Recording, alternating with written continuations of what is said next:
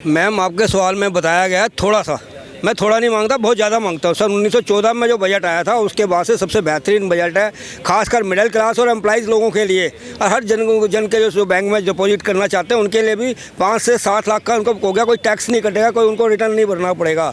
दूसरी बात है, मैं धन्यवाद करना चाहता हूँ मोदी सरकार का, जिन्होंने एक हस्तकला, मजदूर, लेबर और सबके बारे में सोचा, किसानों के बारे में सोचा, और उसके बाद उन्होंने उन युवाओं के लिए सोचा जो स्वयं अपना कार्य करना चाहते हैं, उनको भी बेनिफिट इसमें दिया गया, बजट रखा गया उनके लिए भी। आत्मनिर्भर बनाने के लिए कुछ और स्कीमें चलाई हैं, महिलाओं के लिए भी और गाँव के लिए भी। और स्किल इंडिया का जो स्कीम है उसमें उसका चौथा चरण आ गया है, मतलब 4.0, मतलब 1, 2, 3 चौथे चरण में आ गया। अब और भी लोग तैयार होंगे जो स्टार्टअप कर सकते हैं, और आत्मनिर्भर भारत के को जो स्कीम्स आ रही है उसमें बड़े एक कंपनी खोल सकते हैं और स्वरोजगार उत्पन्न कर सकते हैं। यूनिकॉर्न में भी मदद करेंगे, और बहुत जगह इन्होंने डिस्काउंट दे दिया, जैसे कि बैटरीज़ में, लिथियम बैटरी में, टीवी में, फ्रिज में और मोबाइल्स में।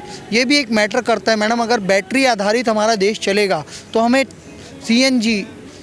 गैस, डीजल और पेट्रोल इंपोर्ट नहीं करना पड़ेगा। जिस दिन हम अपने भारत में बैटरी पे निर्भर हो गए और बिजली बनाने लग गए सोलर से, तो ये देश आत्मनिर्भर हो जाएगा। आत्मनिर्भर जब हम हो जाएंगे तो हमारा पैसा बाहर जाना बंद हो जाएगा, और इस देश के लोगों को स्वरोजगार भी मिलेगा, और ये देश और उन्नति करेगा, हमारे जीडीपी और ग्रोथ करेगा। हर सेक्टर का कवर किया गया है। चाहे इस बजट में अगर देखेंगे, चाहे बच्चे का पढ़ाई हो और एक युवा की कमाई हो, चाहे आम जनमानस की भलाई हो, चाहे विरोधियों का कुटाई हो, सारे को कवर किया गया। क्योंकि विरोधी को कुटाई इस बारे में बोलना चाहता हूँ, क्योंकि इससे पहले अमृत काल का बजट, ये अमृत जो बजट आया है ये सच में अमृत है, और पहले इससे पहले जहर दिया जाता था। इंफ्रास्ट्रक्चर 2 लाख करोड़ रुपए और रेलवे को भी दिया गया है, और इसमें जो हमारा एक वन डिस्ट्रिक्ट वन प्रोडक्ट वाला जो एक 636 ज़िले हमारे पास है भारत में,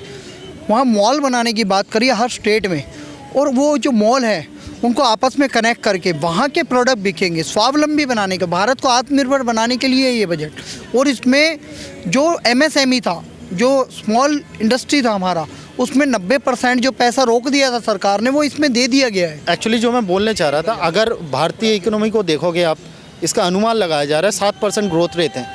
तो ये ग्रोथ रेट 7% जो है ना, ये दुनिया की सबसे ज़्यादा ग्रोथ रेट में एक है, दुनिया में से सबसे ज़्यादा ग्रोथ रेट है। अगर आप एनालाइज करोगे तो ये अनुमान लगाया जा रहा है 7% जाने वाला है। तो ये क्या कम उपलब्धि है? आज भारत 5वीं सबसे बड़ी अर्थव्यवस्था बन के खड़ा है, और ये भी प्रयास लगाया जा रहा है कि आने वाला समय पे तीसरी बड़ी अर्थव्यवस्था बन के रह जाएगी। तो ये कम उपलब्धियां नहीं है। 2024 के चुनाव से पहले इस बार पीएम मोदी का आखिरी बजट सामने आ गया है। बजट को लेकर लोगों को काफ़ी उम्मीदें थी, खासकर आम जनता को काफ़ी उम्मीदें थी। तो मैं कुछ कहने से पहले सीधा जनता से ही पूछती हूँ कि जो बजट आया है उस पर सर आप बताइए, क्या ये आम जनता के हित में है बजट? ऑब्वियसली अगर आप देखेंगे, बजट को एनालाइज करेंगे तो ये ज़्यादातर आम जनता के हित में ही है। और रही बात कि पहले जब बजट सेशन होता था, बजट को इस तरह से लाया जाता था बजट को, ताकि कुछ मुट्ठी भर श्रेणी का या मुट्ठी भर कुछ व्यक्ति विशेष का या कुछ खानदानी परिवार जो है उनको भलाई हो सके, या उनका रिश्तेदारों को भलाई हो सके। और आम बजट अगर कोई गवर्नमेंट कुछ स्कीम लाता है तो वो जनता के हित के लिए लाना चाहिए, ना कि स्कैम करने के लिए लाना चाहिए। तो पहले जो बजट आता था वो स्कीम लाई जाता था या बजट लाई जाती थी वो स्कैम करने के लिए। आज जो अगर आप बजट को देखेंगे, चाहे वो हर सेक्टर के भलाई के लिए आया है, चाहे वो क्योंकि भाजपा का जो मूल मंत्र अभी कुछ दिन पहले ही आपने सुने होंगे कि अंत्योदय तक पहुंचना या लास्ट श्रेणी तक पहुंचना। जो बजट एक्चुअली आता है वो लास्ट श्रेणी तक कैसे भला हो, जो नरेंद्र मोदी जी का और भाजपा के राज में हो रहा है कि लास्ट लाइन तक वो फैसिलिटी पहुंचे। अगर सरकार कुछ स्कीम लाता है वो लास्ट लाइन तक जाए या लास्ट लाइन तक पहुंचे, ये मेन अगर चेंजेस देखेंगे 2014 से पहले काफ़ी खानदानी प्राइम मिनिस्टर, खानदानी पार्टी का प्राइम मिनिस्टर कभी बोला करते थे इतना पैसा, इतना रुपया देते हैं तो नीचे तक इतना परसेंटेज पहुंचता है या इतना पैसे तक पहुंच पाता है। अभी देखिए अंत्योदय तक भलाई के लिए आप चाहे हर सेक्टर का कवर किया गया है। चाहे इस बजट में अगर देखेंगे, चाहे बच्चे का पढ़ाई हो और एक युवा की कमाई हो, चाहे आम जनमानस की भलाई हो, चाहे विरोधियों का कुटाई हो, सारे को कवर किया गया। क्योंकि विरोधी को कुटाई इस बारे में बोलना चाहता हूँ क्योंकि इससे पहले अमृत काल का बजट, ये अमृत जो बजट आया है ये सच में अमृत है और पहले इससे पहले जहर दिया जाता था। अच्छा, मैं आपसे पूछना चाहती हूँ कि सर जैसे अभी इंफ्रास्ट्रक्चर में अगर देखा जाए तो 10 लाख करोड़ का उन्होंने बजट रखा है। इसके साथ ही आम लोगों के लिए पिछले बार से 3 गुना ज़्यादा जो है इस बार लोगों को ध्यान में रखते हुए बजट रखा गया है। आप ही बताइए, क्या CNG सस्ती करने से या फिर मोबाइल ये सब इलेक्ट्रिक चीज़ें सस्ती करने से आम जनता पर महंगाई का असर कम होगा? मैडम बिल्कुल, एक्चुअल में इसमें क्या होता है, एक बात मैं और जोड़ना चाहूँगा। इंफ्रास्ट्रक्चर 2 लाख करोड़ रुपए और रेलवे को भी दिया गया और इसमें जो हमारा एक वन डिस्ट्रिक्ट वन प्रोडक्ट वाला जो एक 636 ज़िले हमारे पास है भारत में, वहाँ मॉल बनाने की बात करिए हर स्टेट में, और वो जो मॉल है उनको आपस में कनेक्ट करके वहाँ के प्रोडक्ट बिकेंगे, स्वावलंबी बनाने का, भारत को आत्मनिर्भर बनाने के लिए ये बजट। और इसमें जो MSME था, जो स्मॉल इंडस्ट्री था हमारा, उसमें 90% जो पैसा रोक दिया था सरकार ने वो इसमें दे दिया गया है।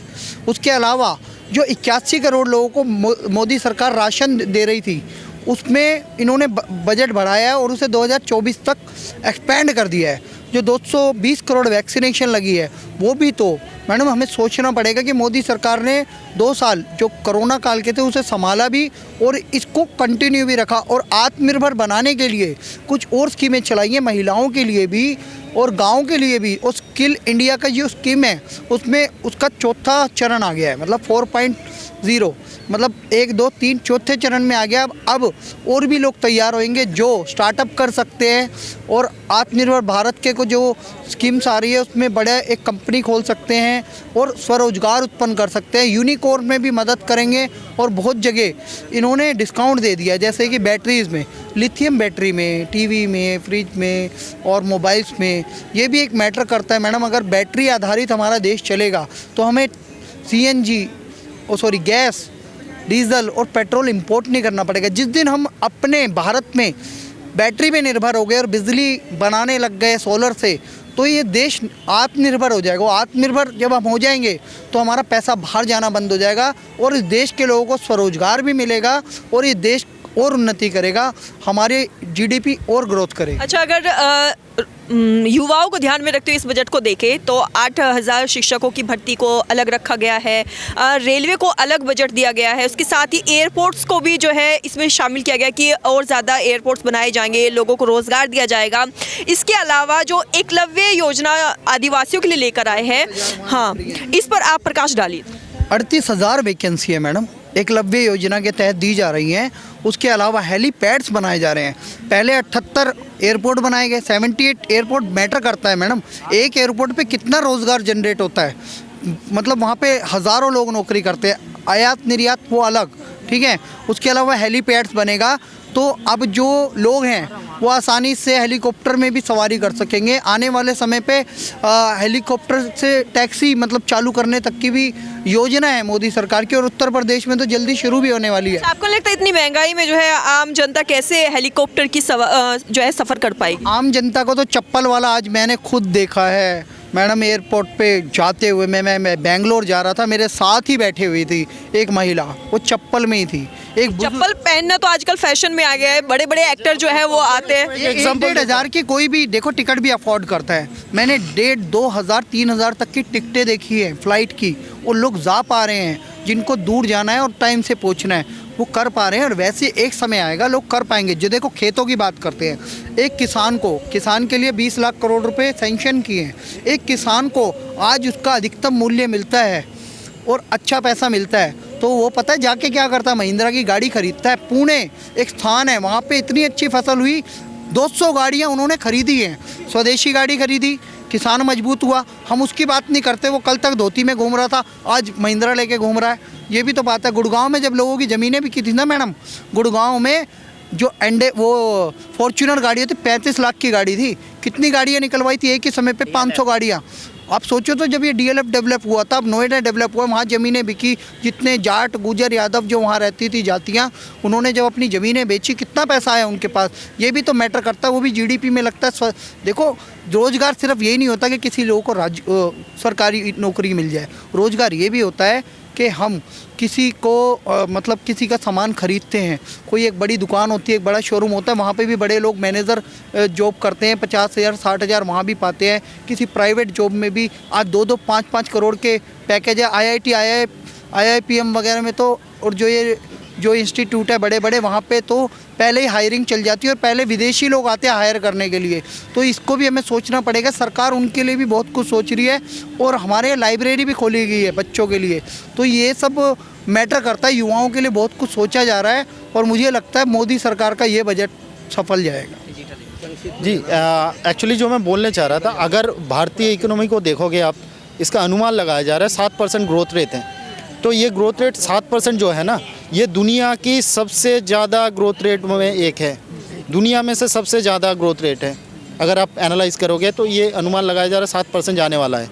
तो ये क्या कम उपलब्धि है? आज भारत 5वीं सबसे बड़ी अर्थव्यवस्था बन के खड़ा है और ये भी प्रयास लगाया जा रहा है कि आने वाला समय पे तीसरी बड़ी अर्थव्यवस्था बन के रह जाएगी।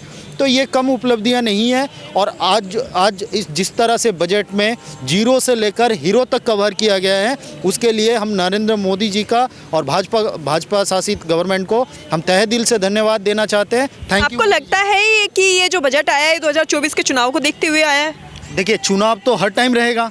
अब आप कोई सड़क बनाओगे तब भी चुनाव आ जाता है, कोई डेवलपमेंट करोगे, अरे सरकार हम चुनते ही हैं, सरकार हम चुनते ही हमारे डेवलपमेंट के लिए। आप कभी भी डेवलपमेंट का बात आ जाएगा तो आप बोलोगे चुनाव को ध्यान में रखते हुए किया गया। अरे भाई साहब, सरकार बनाते हैं, हम किसी स्कैम करने के लिए नहीं बनाते हैं।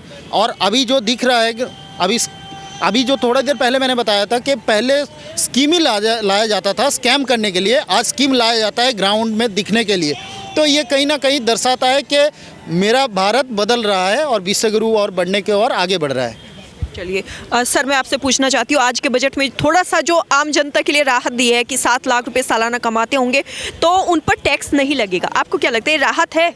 मैम, आपके सवाल में बताया गया थोड़ा सा, मैं थोड़ा नहीं मांगता, बहुत ज़्यादा मांगता हूँ। सन 1914 में जो बजट आया था उसके बाद से सबसे बेहतरीन बजट है, खासकर मिडिल क्लास और एम्प्लॉइज़ लोगों के लिए, और हर जन के जो बैंक में डिपॉजिट करना चाहते हैं उनके लिए भी 5 से 7 लाख का उनको हो गया, कोई टैक्स नहीं कटेगा, कोई उनको रिटर्न नहीं भरना पड़ेगा। दूसरी बात है, मैं धन्यवाद करना चाहता हूँ मोदी सरकार का, जिन्होंने एक हस्तकला, मजदूर, लेबर और सबके बारे में सोचा, किसानों के बारे में सोचा, और उसके बाद उन्होंने उन युवाओं के लिए सोचा जो स्वयं अपना कार्य करना चाहते हैं, उनको भी बेनिफिट इसमें दिया गया, बजट रखा गया उनके लिए भी। देखिए मैडम, अगर हम देश हमारे पास कुछ सोचता है, हम लोगों के लिए सोचता है, अपनी पब्लिक के लिए सोचता है, तो पब्लिक को भी उसके बारे में अच्छा सोचना चाहिए, उसकी तरक्की के बारे में सोचना चाहिए, देश की तरक्की के बारे में सोचना। मैं संक्षिप्त में यही कहना चाहता हूँ, बहुत अच्छा बजट था और बहुत बढ़िया बजट रहा है, और आने में अभी और, ये मोदी सरकार का आखिरी बजट था, पर अभी जो मार्च में एक बजट और आता है तो उसमें भी कुछ चीज़ें और संशोधन करके ऐड की जा सकती हैं।